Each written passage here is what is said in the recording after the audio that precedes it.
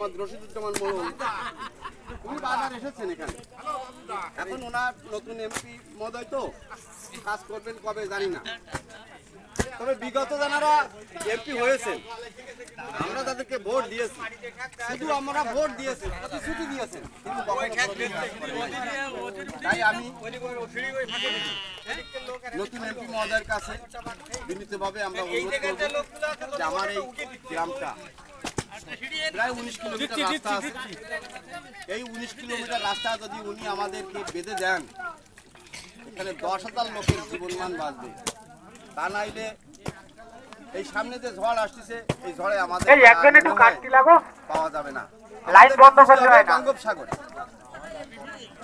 ইতিমধ্যে দেখেছি যে আমাদের এই 4 নং জেলুটি ইউনিয়নে 4টি দ্বীপ বিশিষ্ট এলাকা, একটা 22 ফোল্ডার, একটা 21 ফোল্ডার এবং একটা 20-এর ফোল্ডার। 22 ফোল্ডারের ভিতরে ওখানে অনেক ভেড়িবাদের সমস্যা আছে, কিন্তু ওখানে যে ভাঙনটা ছিল অল্প ভাঙন ছিল, কিন্তু আমাদের চেয়ারম্যান মহোদয় কিংবা ওই জায়গার ওয়ার্ড মেম্বারের হালকামিতে ওই জায়গাটা এখন বৃহৎ ভাঙনের একটা বিষয় হয়ে দাঁড়িয়েছে।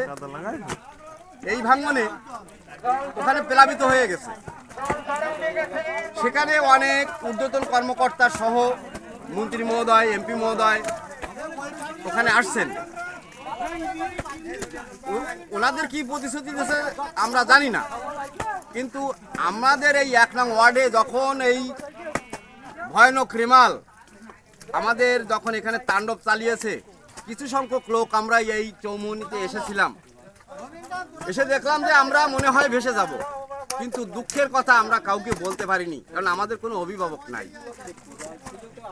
তাই আমাদের যিনি নতুন অভিভাবক হয়ে এসছেন মাননীয় সংসদ সদস্য জনাব মোহাম্মদ রশিদুজ্জামান মোড়ল, আমি ওনার কাছে বিনীতভাবে প্রার্থনা করি যে আমাদের এই 21 ফোল্ডারটা আপনার ভোট ব্যাংক, আওয়ামী লীগের ভোট ব্যাংক, এখানে আপনি আমাদের একটা কাজ করে দেন। এই ভেড়িবাদ ছাড়া আমরা কিছুই চাই না, আমরা ত্রাণ খাবো না। আমরা এখানে প্রত্যেকটা লোকেই অর্থশালী লোক,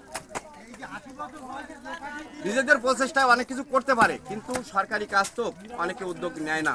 কিন্তু আমার এই গ্রামবাসী সবসময় উদ্যোগ নেয়, যখনই একটা বিপদ পড়ে এই গ্রামবাসী ছুটি আসে, এনাদেরকে আমি ধন্যবাদ জানাই।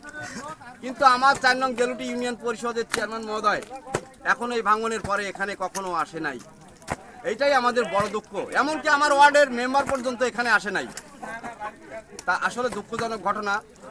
কিন্তু এই গ্রামবাসীর উদ্যোগে আজকে আমরা এখানে সবাই উপস্থিত হয়েছি, সম্মিলিত হয়েছি এবং একজোড়ে কাজ করতেছি। এখানে আমরা প্রায় 350 লোক এখন কাজ করতেছি। একটু পরে জ্বর চলে আসবে, জ্বর চলে আসলে আর কাজ হবে না। তাই আমি আবারও বিনীতভাবে অনুরোধ করব আমাদের পাইকাসার অভিভাবক এমপি মহোদয়ের কাছে যে আমাদের অতি সত্বর যদি আমাদের এই 17 কিলোমিটার রাস্তাটা আপনি করে দেন, আপনার কাছে আমরা চিরকৃতজ্ঞ থাকব। ধন্যবাদ।